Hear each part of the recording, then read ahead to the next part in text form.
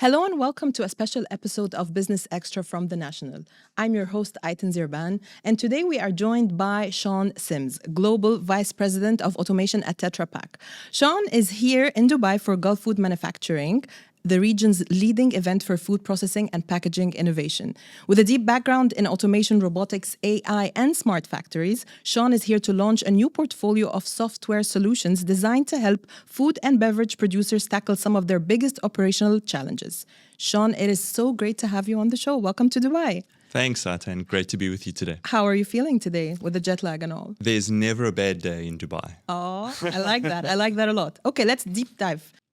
So, Sean, you have a strong background in automation, obviously. But can you please explain what automation means, especially today when terms like AI, robotics, automation are often used and overused and abused, actually, and sometimes even misunderstood?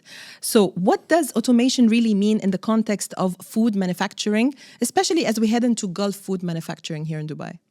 Think of automation at the very beginning, a factory in the 1800s with a lot of steam and mechanized equipment. That was really the start of the automation journey for us as an industry. And we've come leaps and bounds since then. Steam turned into electrification, turned into computerization.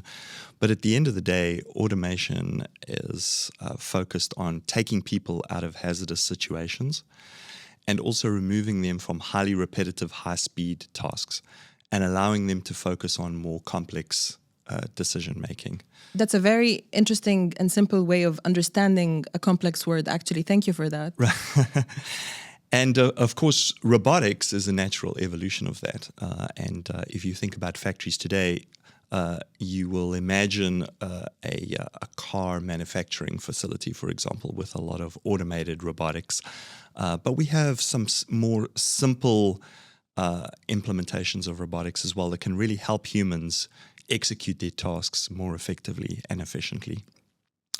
The world of AI has grown dramatically over the last couple of years, but it actually has its roots in a lot of the data that is connected to the machines on the factory floor. So in the last 2 decades, machines have contained more and more data. And so the world of AI is taking full advantage of all of that data and is starting to use that data to make even more complex decisions. So the world of automation and artificial intelligence work together to create a much more solid manufacturing footprint. What does this mean for producers of food and beverage? It transitions them into reacting to what happened to their factory yesterday to actually predicting what will happen tomorrow. That makes them more efficient, more sustainable, and also drives a much more effective manufacturing footprint than ever before. I'm going to use some of the words that you just said, efficient and effective, because you're here in Dubai to launch something very interesting and exciting, right? So Tetra Pak is officially unveiling a new automation and digital ecosystem from Dubai to the world, right? And Sean has been working on it for the past 3 years, right, Sean and the team? That's right. Are we ready to finally announce what is the name of the portfolio? We are, and we're super excited about it. The name of the ecosystem that we've developed, which is a dedicated ecosystem for food and beverage producers, is Tetra Pak Factory OS. Tetra Pak Factory OS. Right. And the name is really indicative of what we have built. Tetra Pak is a name that's synonymous with food and beverage production and packaging. And we're taking our industry knowledge that we've amassed over many decades and we've embedded it in the ecosystem that we've built. The word factory refers to the fact that we are delivering automation and digital capabilities for individual equipment on the factory floor, but then consolidating that to allow our customers to run the factory as an entire end-to-end cohesive whole. And why did you pick the Middle East and Dubai to launch for this global launch of Tetra Pak Factory OS. Well done.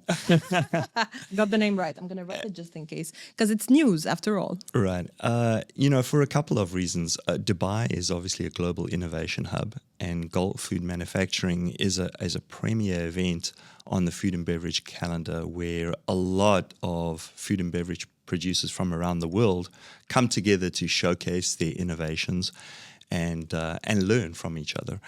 And so it's really important that we're part of that. But also, the Middle East has a huge focus on sustainable manufacturing. And Tetra Pak Factory OS is a core part of that because we're able to drive much more efficient manufacturing than ever before using the digital technologies that we bring into the factory. Okay, now that you're getting into it, time to zoom out a little bit and ask you, what is Tetra Pak Factory OS? Like, if you were just, telling us about it for the first time and you're explaining it, or let me ask you this question another way. You're going to launch it tomorrow, right? What are you going to say? And how are you going to explain exactly how does it help food and beverage producers meet today's biggest operational challenges? What is that big, launch about? The way to think about this is, for food and beverage producers, we're connecting the equipment on their factory floor with the materials that run through their factory, the people and the data, to drive a much more efficient, sustainable footprint and essentially lower their overall total cost of ownership. That's our North Star. We really want to focus on driving cost efficiencies for producers in a sustainable way that reduces electrical consumption, water usage, chemical consumption, and really leads them into the future of innovation through tools like artificial intelligence. So it's like a dashboard that will have everything. It's the dashboard that visualizes the factory, for sure, but it's much deeper than that. The data that we collect from all the equipment on the factory floor actually allows us to consolidate a view of the factory and run the factory as one cohesive whole. That's a super important part of the value proposition here, because producers at the end of the day take raw ingredients at the beginning, they process those ingredients, they package them, and provide them to their consumers. What we're trying to do with Tetra Pak Factory OS is create the best product in the most innovative packaging at the lowest total cost of ownership. Wow.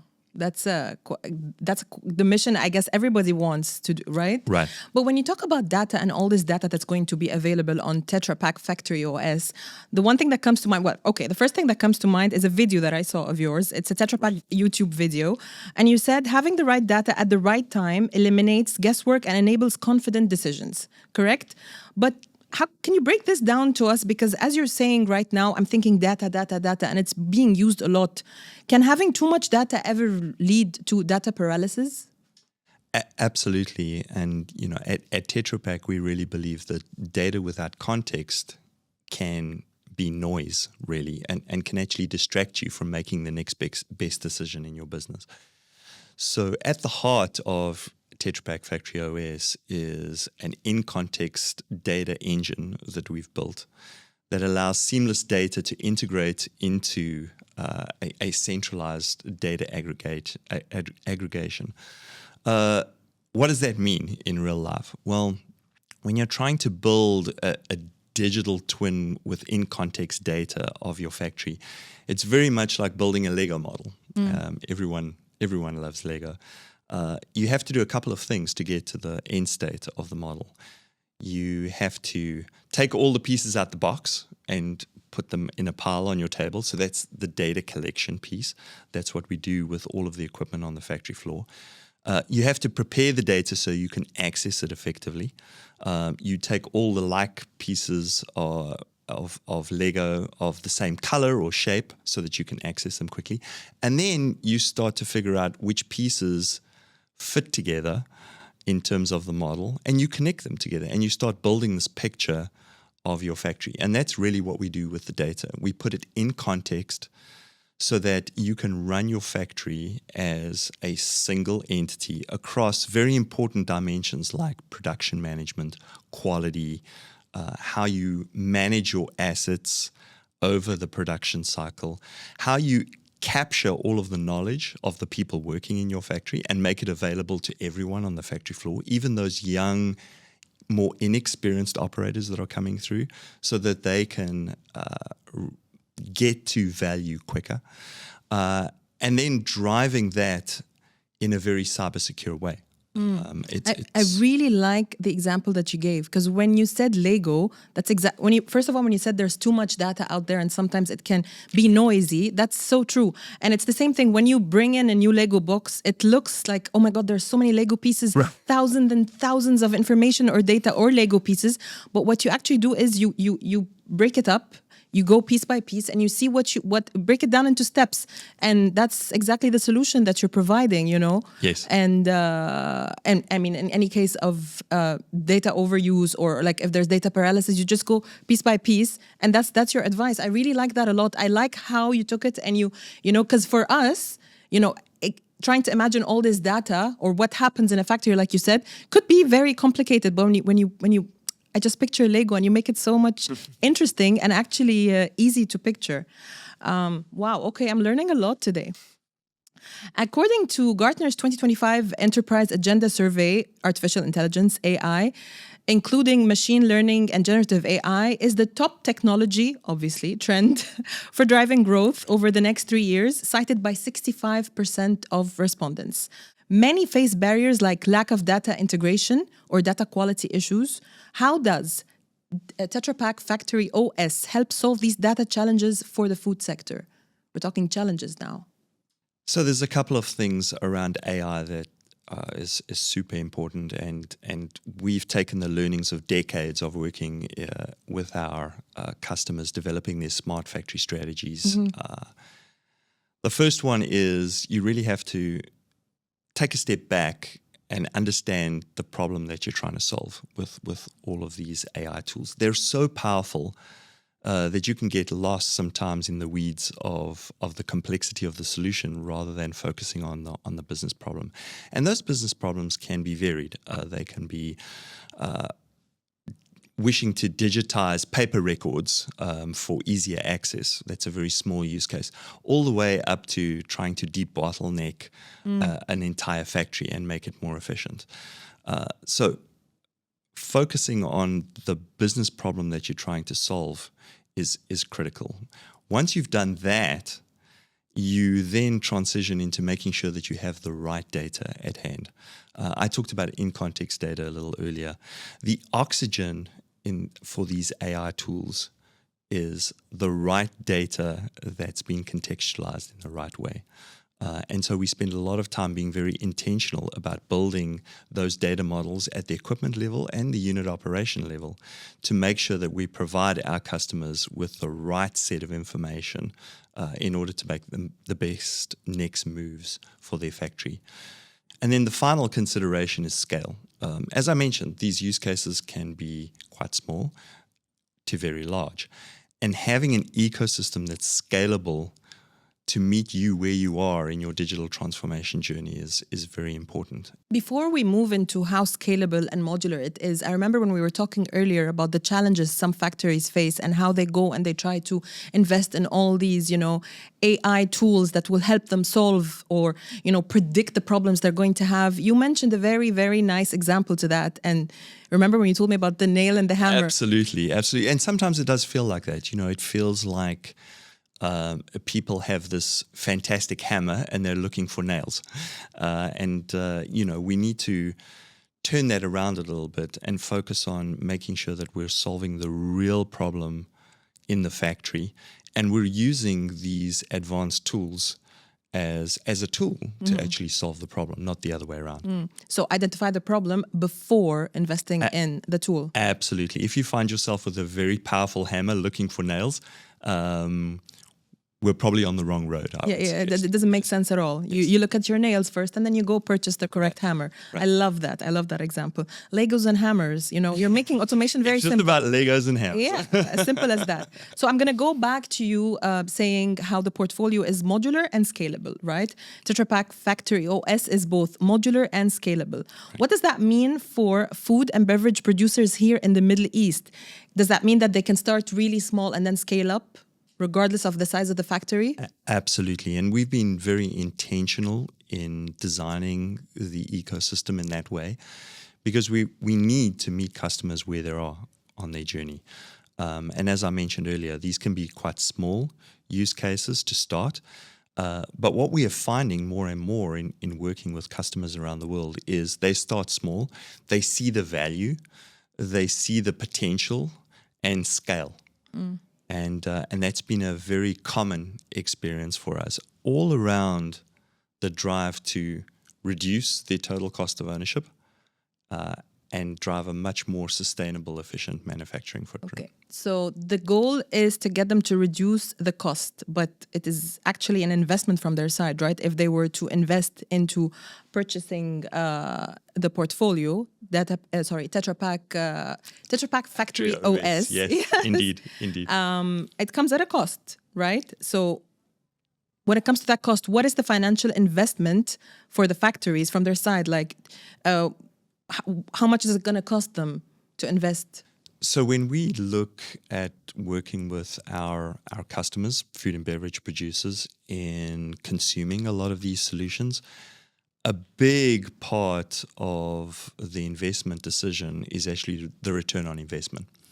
And what we've seen over the years that we've been involved in smart factories is we can drive operational efficiency improvements from anywhere to 7 to 20% efficiencies in equipment operations.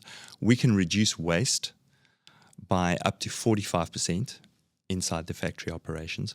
And you put those components together and it starts to develop a really compelling business case to invest in this portfolio. And so the cost element is a part of the investment decision, of course, but we're more focused on the return on investment, and we're seeing a very, very compelling story for that. Because at the end of the day, you've got to spend money to make money, right? So you have to invest upfront to get the bigger returns. And the amazing thing about these smart factory solutions is their value compounds over time. So typically a factory is running 24/7, 365. So when you develop and deploy a small incremental improvement over time, 5, 10, 15 years, that can result in dramatic improvements. I completely agree. And as we're talking about the launch today, we're talking about the launch and how it's going to help, of course, Tetra Pak Factory OS. We're talking about the investment and how the problems it's going to help, solve and the challenges. But what about the skills and mindsets? Like, what new skills or mindsets are required from the employees themselves managing these new digitally enabled food factories? Like, do you feel like there will be a talent gap? And how will the manufacturers adapt to that? So there was a recent study in the Middle East, and of that focus group, 61% of the people believed that there was an element of reskilling required in order to take full advantage of these digital tools. So we break that down from a Tetra Pak perspective in 3 different areas. First of all, we build these solutions to be very, very easily consumable by the users. So we spend a lot of time and energy focusing on building the right user interfaces to make the tools as easy as possible and to hide a lot of the complexity that is involved in actually bringing these tools to users. Secondly, we have some comprehensive training programs that build on the skill sets and the experience of the people in the factory using these tools. And in a lot of cases, we're actually using simulated environments for them to do that. So, that's interesting. So they can actually practice these skills in a simulated environment that's low risk to them. And the third element is, a couple of years ago, I worked with a customer who talked about the fact that they don't want to build the car or maintain the car. They just want to drive the car.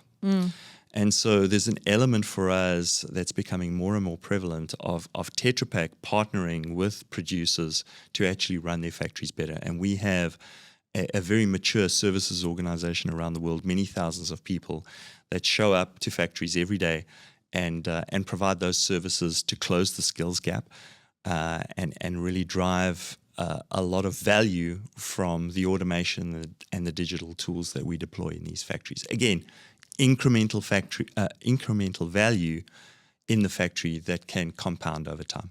Okay, so that's great, because this means like basically any employee, regardless how old they are, will be able to eventually use all these tools. It's not going to be something that's, there won't be a gap. Like you can get everyone up to date regardless of what they've been doing before. Absolutely. And I think not only is it a possibility, it's a necessity.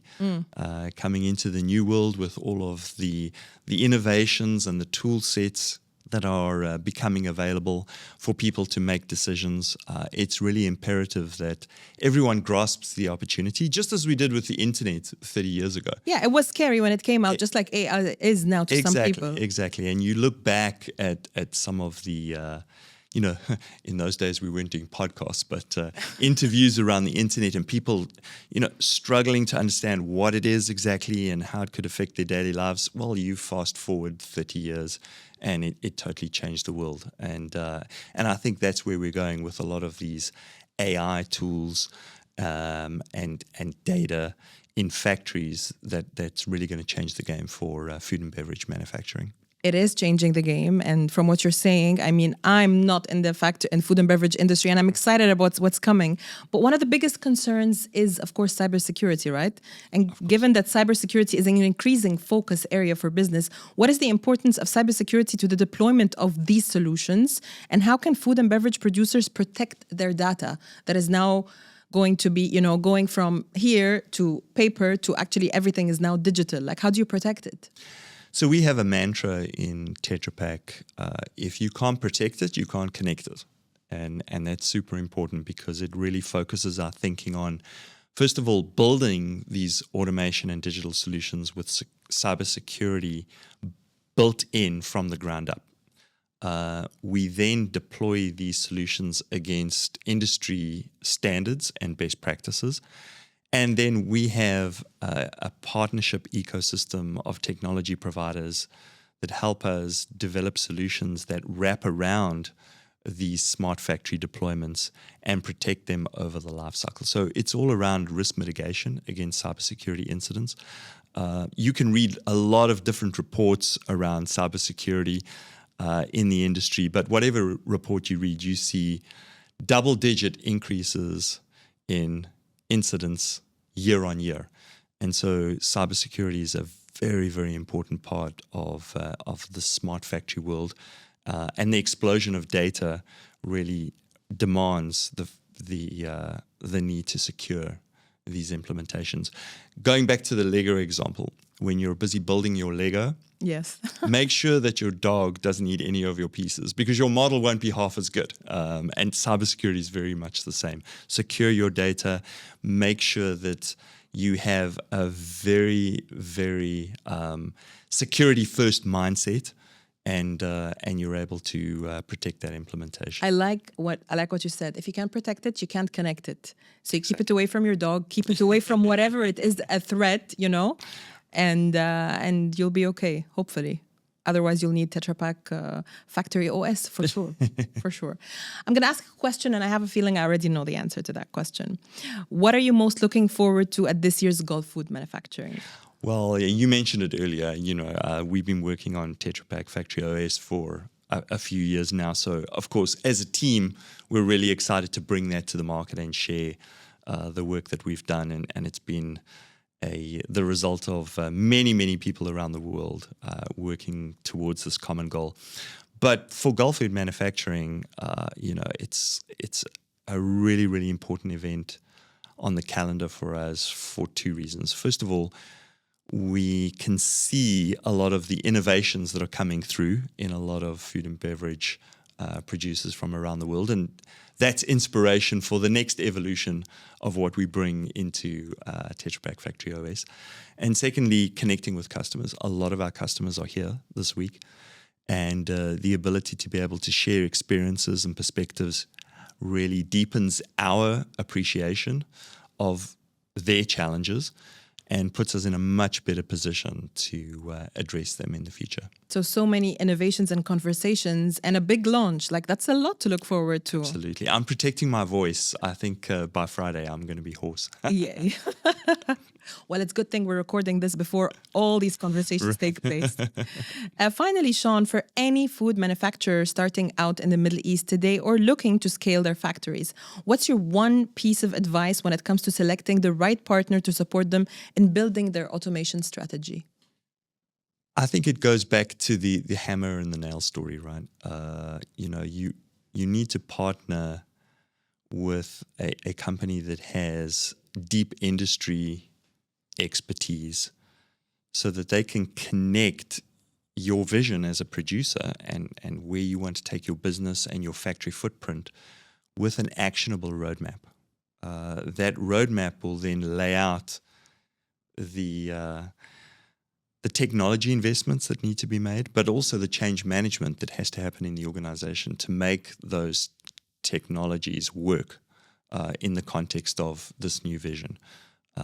And so having that partner that walks with you, helps you make the right choices at the right time, and optimizes the investments that you're making is really important. And as Tetra Pak, we really believe that through our decades of working in the industry and deploying these smart factory solutions, we're able to bring that expertise and that partnership to our customers.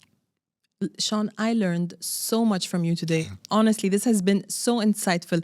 Anything else you want to add about the launch or about, this exciting week for Tetra Pak before we wrap up this really insightful conversation? Well, we have a team ready, willing, and able to walk you through any aspect of Tetra Pak Factory OS, from the value proposition that it can bring to your factory all the way through to some of the deep technical details around how we actually deploy the solutions. And we'd love to host you at our booth at Gulf Food Manufacturing. And then after the event is completed, we have a lot of activations and connections around the world, really working with customers, introducing Tetra Pak Factory OS to the world, and helping make sure that we're able to work with our customers to deliver the value. Well, I am really excited for you, and it's been a pleasure having you here on Business Extra today. Good luck with the launch of Tetra Pak Factory OS. Can't wait to see it grow. And watch what you're all up to. Thank you so much for being on Business Extra today. Thank you, Eiten. It's been my pleasure, and I've ticked a bucket list item here around being on a premier podcast in the Middle East. So there we go. Oh, it's your first one. That's Exactly. Amazing. That's a first. What a week of firsts. Thank you so much for your time, Sean. And good luck. Once again, good luck. Thank you.